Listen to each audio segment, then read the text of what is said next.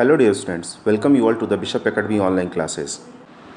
Today, we understand about the chapter number 6, Economic Reforms since 1991 for class 12th, and it is our second. In this video, our today's topic is new economic policies, where we understand about the liberalization and that's we understand about financial sector reforms. अब हम बात करेंगे हमारे पहले point पे जिसमें हमारा था कि वो कौन कौन से पॉइंट ऑफ व्यू हैं फिर economic reforms under the liberalisation, जिसमें हमने इंडस्ट्रियल सेक्टर्स में आने वाले रिफॉर्म्स के बारे में बात की। तो अब उसी के अंतर्गत हम बात करेंगे फाइनेंशियल सेक्टर्स में आने वाले रिफॉर्म्स की।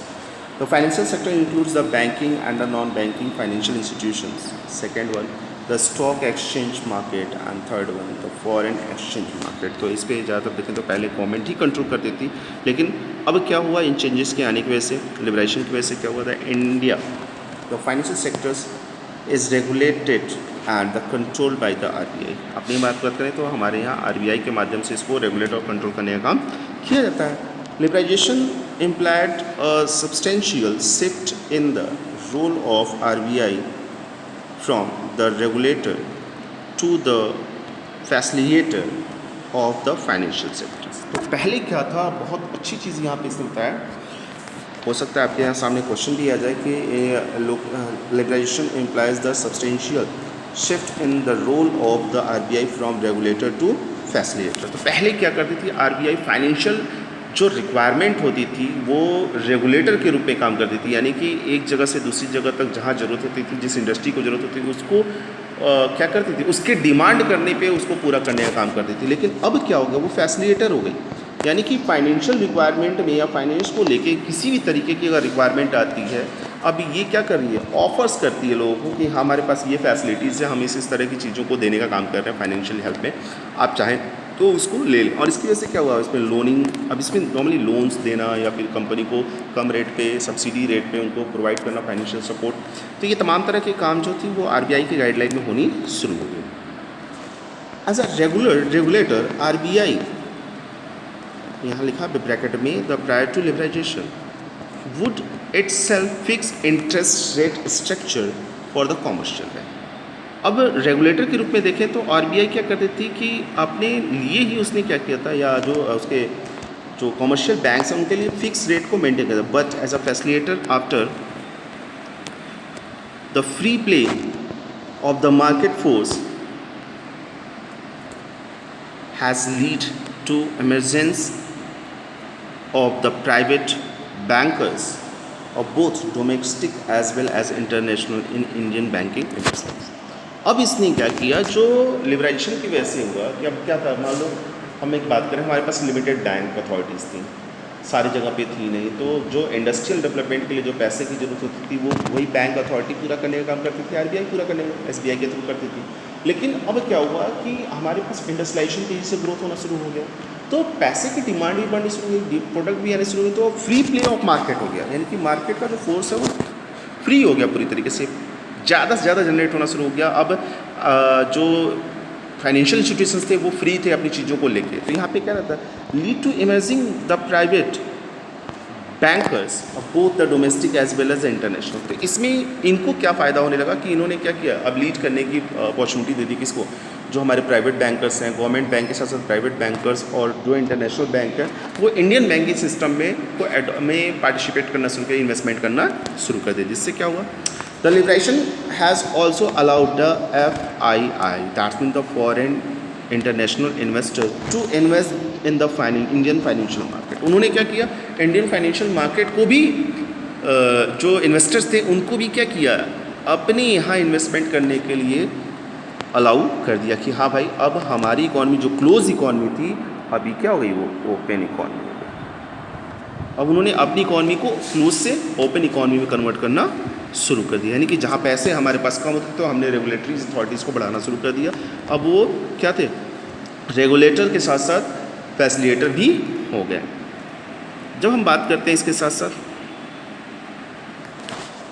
जिसमें ये भी कहता है कि फॉर एग्जांपल कहता है the merchant bankers, mutual funds and the pension funds, इस तरह की जो FFI यानी कि द फॉरेन इंस्टीट्यूशनल इन्वेस्टर्स जो थे, इस तरह की चीज़ों को अडॉप्ट करना यहाँ पे मतलब आप कह लीजिए कि यहाँ पे लॉन्च करना, यहाँ पे इस तरह की फैसिलिटीज़ देना शुरू कर दी। Consequent upon the the changes the financial sector in India has shown multi dimensional growth. इन तमाम तरह के चेंजेस की वजह से क्या हुआ कि इंडिया का जो फाइनेंशियल सेक्टर था उसमें मल्टी डायमेंशनल यानी कि हर क्षेत्र में बदलाव आने शुरू हो गया and is playing the sufficient role in the growth and development of a country. और उन्होंने क्या किया, अपना एक बेहतरीन रोल प्ले करना शुरू कर दिया हमारे ग्रोथ में, डेवलपमेंट में, हमारी इकॉनमी की ग्रोथ एंड डेवलपमेंट में। जब हम बात करते हैं थर्ड पॉइंट है फिजिकल रिफॉर्म्स, तो physical reform related to the revenue and expenditure of the government. ये जो है वो गवर्नमेंट के रेवेन्यू एंड एक्सपेंडिचर की बात करता है, यानी कि गवर्नमेंट को क्या बेनिफिट मिल रहा है, गवर्नमेंट कैसे इसको मेंटेन कर रही है, उसकी बात कर रहे हैं। The tax reforms are the principal components of the physical reforms. जो टैक्स रिफॉर्म होता है वही क्या है इसका फिजिकल कंपोनेंट, मतलब principal components of the physical reform, यानी टैक्स क्या मिल रहा है, उसमें कैसे क्या बदलाव है, किस तरीके से गवर्नमेंट को टैक्स मिल रहा है, उसके बारे में बात करता है। तो बोर्डली अगर देखें तो tax are classified in two sectors, direct tax है और इनडायरेक्ट टैक्सेस। तो डायरेक्ट टैक्सेस वो होते हैं, सिंपल सी बात है, जिस पे इम्पोज किए जाते हैं वही उसको पे करता है। दैट्स मीन द इनकम से जो टैक्स होता है, वेल्थ टैक्स होता है, ये डायरेक्ट टैक्सेस होते हैं। मान लीजिए इनकम टैक्स आप कमा रहे हैं तो आप ही पे करेंगे, कोई और नहीं पे करेगा। लेकिन इनडायरेक्ट टैक्सेस वो होते हैं जो गुड्स एंड सर्विसेज पे दिए जाते हैं, यानी गुड्स एंड सर्विस टैक्स। जो आपने जीएसटी की बात की, तो गुड्स को हम कंज्यूम करते हैं लेकिन हम उसके लिए क्या करते हैं, उनको पेमेंट करते हैं टैक्स को, मतलब एग्जैक्ट अमाउंट के साथ साथ क्या करते हैं, टैक्स भी पे करते हैं। सर्विसेज अगर यूज करते हैं तो उसके लिए भी टैक्स पे करते हैं। तो यानी कि ये इनडायरेक्ट टैक्स होते हैं जिसको हम क्या करते हैं, कंजप्शंस के बदले पे करने का काम करते हैं, जो कि रेगुलर अथॉरिटीज़ में होता है। फिलहाल देख लेते हैं डायरेक्ट टैक्सेस और those taxes the burden of which can not be shifted upon the others, यानी कि वो टैक्सेस जो दूसरे पे शिफ्ट नहीं किया जा सकता। Example like a income tax and the wealth tax. तो one who pays such a taxes himself bear is burden on it। वो क्या इससे बच नहीं सकते, वो अपने ही इसको पे करके इस बर्डन से बच सकते हैं। यानी कि इनकम टैक्स वो अगर जो इनकम करने वाला वो नहीं पे करेगा तो उससे बचेगा नहीं, यानी उसको पे करना पड़ेगा। इनडायरेक्ट टैक्सेस की नॉर्मली बात कर लें तो यहाँ पे बड़े अच्छे वर्ड्स मिल रहे हैं। Indirect taxes are those taxes the burden of a which can be shifted to others. ये वो टैक्सेस होते हैं जिसका बर्डन हम क्या कर सकते हैं, दूसरे को शिफ्ट कर सकते हैं। यानी कि प्रोड्यूसर प्रोडक्ट को बनाता है और उसके बाद क्या करता है, वो हमारे पास ले आता है, गवर्नमेंट उससे उस प्रोडक्शन का टैक्स लेती है और वो उस टैक्स को वो हमसे कलेक्ट करने का काम करता है। फॉर एग्जाम्पल अगर GST, goods and service taxes और द कस्टम ड्यूटी, ये वैसे हैं जिस ये क्या होते हैं, दूसरे के पास शिफ्ट होते हैं। On who the pay such a tax, ये कौन कौन टैक्स पे करना होता है। Shopkeepers paying GST to the government. Shopkeeper क्या करता है, जीएसटी का पेमेंट गवर्नमेंट को करता है, लेकिन कलेक्ट कहाँ से करता है, परचेजर से करता है, बायर से करता है। ठीक है। नॉर्मली अगर जीएसटी की हम बात करें तो जैसा कि आपको बताया गया कि it's a goods and service taxes has been introduced in India with a view of providing the uniform tax structure access across the all parts of the country. यानी कि पूरी कंट्री में एक जैसा टैक्स लो, इस पॉइंट ऑफ व्यू को focus करते हुए जीएसटी को क्या किया गया था, इंट्रोड्यूस करने का काम किया गया था। And it is a one tax in place of all taxes on the goods and services. ये एक ऐसा सिंगल सा टैक्स है जो बहुत सारे टैक्सेस की जगह पे इसको इम्पोज करने का काम किया गया है। एंड जिस लाइन में कहता है it is a one tax in the place of all taxes on the goods and services. Goods and services पे जो अलग अलग तरह के टैक्स लगते थे उन सभी की जगह पे अब एक टैक्स लगना शुरू हो गया है। And it is a uniform tax across the state of the countries। और ये एक यूनिफॉर्म टैक्स है, यानी कि हमारी कंट्री में जितने भी स्टेट हैं पहले अलग अलग एक ही प्रोडक्ट की प्राइसिंग अलग कंट्रीज़ में अलग स्टेट में अलग अलग होती थी, लेकिन अब एक जैसा टैक्स लगने की वजह से लगभग ज़्यादातर क्या होता है, सभी जगहों पे प्राइसिंग एक जैसे ही होती है। तो यहाँ पे जिसे कहा जा रहा है कि it is the uniform tax. ये क्या है, यूनिफॉर्म टैक्स है across the all the state of the country, हमारे पूरी कंट्री में। तो thus the GST carried the slogan one tax one nation and one market. GST का जो स्लोगन है क्या है, one tax one nation and one market. The GST is expected to generate the additional tax revenue for the government, increases tax complication and the revenue tax Airways. तो normally देखें तो इसने क्या किया, जो टैक्स कॉम्प्लिकेशन थे उसको decrease करने का काम किया, टैक्स को इंक्रीज़ करने का काम किया, साथ ही साथ इसमें जो बेनिफिशियरी कंडीशंस थे गवर्नमेंट के लिए भी आसान होगा इसको मेंटेन करने में। अब हम बात कर लेते हैं बेसिक स्ट्रक्चर ऑफ जीएसटी। तो स्ट्रक्चर की अगर बात करें तो इसके थ्रू कि हम किस पे क्या देते हैं, कितना लगना चाहिए, तो कहता है कि कैटेगरीज एक तरफ रेट्स है। तो sanitary napkins, potted milk, fresh fruit and vegetables, यानी कि अगर देखें तो एग्रीकल्चर प्रोडक्ट पे 0% हमारा लगता है, लेकिन अगर हम उसको डायरेक्टली मार्केट में बेचते हैं तब। कॉफ़ी हो गया, टी हो गया, स्पाइसेस हो गया एंड इलेक्ट्रिक व्हीकल्स हो गई, तो इस पर 5% का टैक्स लगता है।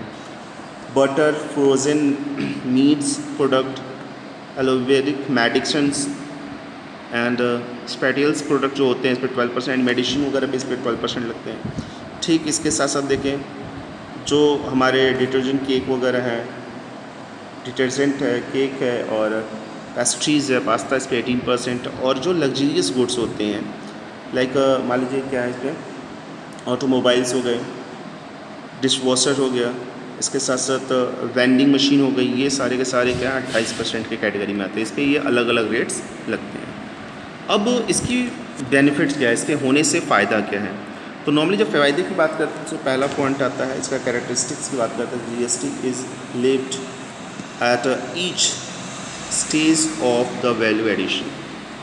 अब यहाँ पे क्या हुआ कि पहले हम करते थे हर एक स्टेज पे हम एक कदम आगे बढ़ते, हम पहले इंपोर्ट देते, एक्सपोर्ट देते, फिर इसके साथ साथ क्या करते हैं, मान लीजिए हम गुड्स को दिल्ली से लेके आ रहे हैं तो पहले हम वहाँ लोकल में टैक्स पे करते थे, फिर स्टेट टैक्स पे करते थे, फिर अपनी जो लोकल की जो हमारे अपने डिस्ट्रिक्ट लेवल पे होती थी उस पर भी कहीं ना कहीं टैक्स पे करने का मतलब, तो यानी कि हर एक स्टेप पे हमें कुछ न कुछ लाइबिलिटीज़ के रूप में टैक्स पे करना पड़ता है। तो अब इन सारे टैक्सेस को हटा के कुछ कॉमन टैक्सेस लगा दिए गए जो जीएसटी के पार्ट्स होते हैं, तो वो एक बेनिफिट हुआ। जीएसटी का focus on the supply of the goods rather than their production. अब क्या है कि अब वो गुड्स को फोकस करती है कि भैया हमको क्या करना है, कितना गुड्स फोकस करना है, कितने क्वांटिटी को मेंटेन करना है। अब वो प्रोडक्शन क्या कर रही है उससे ऊपर बहुत फोकस करेगी कि जितना प्रोडक्शन करेगी उसको पता है कि एक ही बार उसको टैक्स देना है। Tax lift was as and when the goods are supplied, ठीक है, मतलब तो when the goods leaved their destination for the buyers. तो क्या था टैक्स तब दिया जाएगा, पहले क्या था कि हमने प्रोडक्ट बना लिया तो भी टैक्स देना पड़ता, लेकिन अब क्या टैक्स दिया तब जाएगा जब वो बायर्स के पास पहुंच जाएगा। यानी कि अगर खरीदार खरीदता है उसको तो हम उस प्रोडक्ट पे क्या करेंगे, टैक्स पे करने का काम करेंगे। अगर प्रिंसिपल मेरिट्स की बात करें इसमें तो नॉर्मली कहता है it is simplified the tax structure. इसने क्या किया, टैक्स स्ट्रक्चर को सिंप्लीफाइड करने का काम कर दिया गया है। As it is a one tax for the all the indirect taxes, बहुत सारे इनडायरेक्ट टैक्सेस यहाँ पे एक टैक्स को लगा दिया गया है। And it is a uniform tax across the parts of the countries, और ये एक जैसा टैक्स है पूरी कंट्री में, यानी कि हम अपनी कंट्री में कहीं भी जाएं वहाँ पे हमको वही टैक्स देना है या उसी तरीके का पेमेंट करना है प्रोडक्ट का जिस तरीके से हम अपने यहाँ पे कर रहे हैं। ये इसका मेन प्रिंसिपल हो जाता है।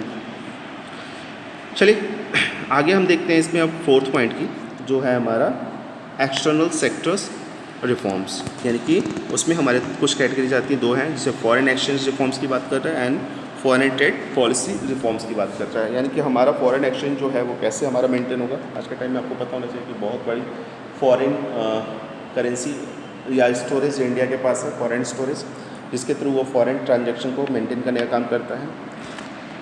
यहाँ पर अगर हम बात करते हैं, The foreign exchange reform was initiated in 1991 with the devaluation of the Indian rupees against the foreign currencies. Foreign exchange को तब उससे बदलाव लाया गया जब क्या हुआ कि जो हमारे यहाँ हमारी अपनी करेंसी थी फॉरेन करेंसी के कंपेयर में उसको डीवैल्यूएट करने का काम कर दिया गया, यानी उसकी वैल्यू बहुत ही ज़ीरो या बहुत ही कम करने की कोशिश की गई थी। तब उसमें हमको लगा कि नहीं हमारे फॉरेन एक्सचेंज होना चाहिए, फॉरेन रिफॉर्म्स होनी चाहिए। Devaluation implies a fall in the value of rupees as compared to with the US dollar or the pound। तो अगर हम बात करें तो US डॉलर और पाउंड्स की अगर बात करें तो उसके कंपेयर में क्या हुआ कि जो रुपीज़ थी उसकी वैल्यू में बहुत तेज़ी से गिरावट आ रही थी, उसमें कमी आ रही थी। यानी कि अगर $1 की बात करें, आपको बता दूं मैंने पहले ही बताया कि 1940 के आसपास तक 1949 या 1949 के आसपास बढ़ेगा तो 1 रुपीज़ इज़ इक्वल टू $1। मतलब ₹1 $1 के बराबर था। लेकिन आज के टाइम में क्या रहा कि जैसे इकॉनमी में बदलाव आया, जैसे डिमांड और सप्लाई मार्केट इससे बढ़ती गई, उसी हिसाब से हमारे अपने यहाँ की करेंसी की वैल्यू और डॉलर्स की वैल्यू में बहुत ज़्यादा बदलाव आने शुरू हो गए। तो जिसका फ़र्क क्या रहा कि हमने अपनी वैल्यू की जो एग्जैक्ट पोजीशन थी US डॉलर या पाउंड के बदले, उसको हमने गिराना शुरू कर दिया, यानी कि वो ख़त्म होनी शुरू हो गई। The implying that the US dollar or the British pound can be exchanged for the more rupees than before। इससे पहले इससे क्या हुआ, इसका जो बैड इम्पैक्ट रहा क्या रहा कि हम अब क्या करते हैं, ज़्यादा पैसा देके हमको थोड़े बहुत डॉलर या फिर पाउंड मिलने का काम होता था। यानी कि अगर $1 अगर हम लेते तो हमको ज़्यादा पैसे देने पड़ते, और वो अगर हमसे कुछ पैसे लेते तो उनको बहुत कम डॉलर पे करके भी बहुत बड़ी अमाउंट मिल जाती। तो ये एक बैड इम्पैक्ट रहा। इसमें नॉर्मली ये भी कहता है these increases the supply of the foreign currencies into the Indian economies of the higher export of the goods and services। इससे पहले अगर थोड़ा देखिए तो यहाँ पे कहा कि रुपीज़ ज़्यादा करना पड़ता है, और the employing the US dollar pounds can by the more goods in the Indian market. तो पहले क्या था कि इंडियन मार्केट की हम बात करें तो इंडियन मार्केट में हमको ज़्यादा पे करके, ठीक है, प्रोडक्ट को परचेज हम करते थे। और इसका बहुत बड़ा सिचुएशन ये रहा कि in the increase of the supply of the foreign exchange currencies into the Indian economy was the higher exporter of the domestic goods and services. तो उस सिचुएशन में क्या रहा कि हम हमारे अपनी करेंसी की वैल्यू कम होने की वजह से क्या रहा कि हम ज़्यादा से ज़्यादा एक्सपोर्ट करते थे, बहुत ज़्यादा क्वांटिटी में एक्सपोर्ट करते थे अपने गुड्स को। कौन से, स्पेशली आपको पता है रॉ मटेरियल ही हमारे होते थे जो हम उसको गुड्स एक्सपोर्ट करने का काम करते थे। तो यहाँ पे अगर नॉर्मली देखें तो follow it the devaluation in 1991 the exchange of the values of the Indian rupees in the international money market was left to free play of the market force. अब क्या हुआ, इसमें जो रिफॉर्म्स किए गए, लिबरेशन के रिफॉर्म्स होने की वजह से क्या हुआ कि हमने अपने गुड्स को ज़्यादा से ज़्यादा प्रोड्यूस करना शुरू कर दिया। अब प्रोड्यूस करने के साथ साथ हमने क्या किया कि हमारे प्रोडक्ट की डिमांड भी होनी शुरू हुई, और हम अब अपनी प्रोडक्ट की प्राइसिंग को ज़्यादा मतलब हमारा जो प्रोडक्ट जा रहा था, एक्सपोर्ट हो रहा था, उससे हमारे फॉरेन एक्सचेंज ज़्यादा आ रहे थे। अब इसके साथ साथ क्या हुआ कि हमारी अपनी करेंसी की वैल्यू भी मजबूत होनी शुरू हो गई। The presently the exchange rate is determined by the force of supply and demand of the international exchange market. अब प्रेजेंट रेट क्या है कि हमारे अपने मार्केट में या वर्ल्ड वाइड मार्केट में जो एक्सचेंज मार्केट है उसमें रुपीज़ का या अमाउंट का क्या डिमांड है और क्या सप्लाई है उसके ऊपर डिपेंड करता है। जैसे मान लीजिए क्या है, हमारे यहाँ अगर हमें इंडियन रुपीज़ की डिमांड बढ़ जाए और सप्लाई कम हो जाए तो इसकी वैल्यू क्या हो जाएगी, बढ़ जाएगी। फॉरेन ट्रेड पॉलिसी की बात करें तो underwent a substantial change in the wake of the industrialisation. इसमें भी कुछ बढ़िया या फिर कहिए कुछ ठीक ठाक से चेंज बदलाव आए। The traffic restrictions has been the considerably moderate rather than withdrawn from the many items of the export and imports। अब जो उसमें हम एक्सपोर्ट इंपोर्ट के टाइम में हम जो टैरिफ पे कर देते हैं उसमें भी बहुत सारे बदलाव आए। पहले जहाँ अननेसेसरी डेटा फिलअप करना होता था, बहुत सारे डेटा फिलअप करने में बहुत सारे पेमेंट या बहुत सारे फ़ी पे करने होते थे, अब उसमें बदलाव इसमें कम कर दिया गया। अब उसका इम्पैक्ट क्या रहा है कि हम एक्सपोर्ट या इंपोर्ट जो कर रहे हैं, इंपोर्ट कर रहे हैं तो हमको थोड़ी जो हमारी प्राइसिंग है वो प्रोडक्ट की कम पड़ जा रही है, जिससे हमारा जो कस्टमर है, इंडिया का कस्टमर जो है वो क्या करता है, उसको अफोर्ड कर पाता है। और एक्सपोर्ट कर रहे हैं तो जो सामने वाली कंट्री है उसको भी आसानी से या कम रेट पे वो चीज़ें मिल जाती हैं। Then institute of the policy of protect the domestic industries, now there is the policy of survival and fittest. अब पहले जो चीज़ थी, ये बहुत इंपॉर्टेंट लाइन है, ये याद रखिएगा, या फिर से इसको थोड़ा सा सर्कल करने का काम कर रहा हूँ। पहले जो पॉलिसी थी हमारी क्या थी, प्रोटेक्टेड पॉलिसी थी डोमेस्टिक इंडस्ट्रीज में, यानी कि गवर्नमेंट उसको प्रोटेक्ट करके चली थी, भैया इंडस्ट्री जिस भी तरीके से चल रही है वो चलती रहेगी। लेकिन आज के टाइम में क्या है, सर्वाइवल एंड फिटेस्ट, बट एक और वर्ड आप जोड़ सकते हैं मेरी तरफ से, फास्टेस्ट जो होता है। यानी कि अगर सर्वाइवल एंड फिटेस्ट की पहले जो सिचुएशन थी कि जो फिट है वही सर्वाइव कर पाएगा, जो समय के अकॉर्डिंग बदलाव आ रहा है, जिसमें बदलाव आ रहे हैं, ठीक है, वो क्या कर पाएगा, वो सर्वाइव कर पाएगा, नहीं तो सर्वाइव नहीं कर पाता। जिस तरह से देखिए बहुत सारी ऐसी इंडस्ट्रीज आई जो स्टार्ट तो हुई लेकिन बहुत लंबे समय तक रन नहीं कर पाई, क्योंकि इसका रीज़न क्या था कि पॉलिसी जो थी सर्वाइवल एंड फिटेस्ट की वो उसको पूरी तरीके से फॉलो नहीं कर पा रहे थे। बट जैसे मैंने कहा कि इसमें फिटेस्ट के साथ फास्टेस्ट जोड़ लीजिए, क्योंकि आज जितनी ज़्यादा तेज़ी से अडॉप्ट करेंगे पॉलिसीज़ को या तेज़ी से जो चेंजेस आ रहे हैं उसको अडॉप्ट करेंगे तो आप सक्सेसफुल होंगे। फिर अभी बात कर लेते हैं इसमें। तो यहाँ पे आगे कहता है the market competition has replaced the policy of a quota and a tariff. Market competition ने क्या किया, जो पॉलिसीज़ थी कोटा एंड टैरिफ को उसको रिप्लेस करने का मतलब efficiency is the bench mark of the growth, it's simply expansions. कहता कि अगर उसको आगे बढ़ना, किसी भी इंडस्ट्रीज़ को आगे बढ़ना है तो उसको इफ़िशियंसी यानी कि उसकी क्वालिटी, उसकी प्रोडक्ट, उसका काम करने का तरीका अच्छा होना चाहिए, तब तो वो एक्सपेंशन अच्छे से कर पाएगा। बहुत ही सिंपल से फॉर्मेशन में इसको हम समझ सकते हैं ऐसे। So in this video that's all, thank you, and next video में बाकी चीज़ों के बारे में पढ़ेंगे। Thank you for watching this video. If you have any type of the queries, you should be consulted through the Google Classroom.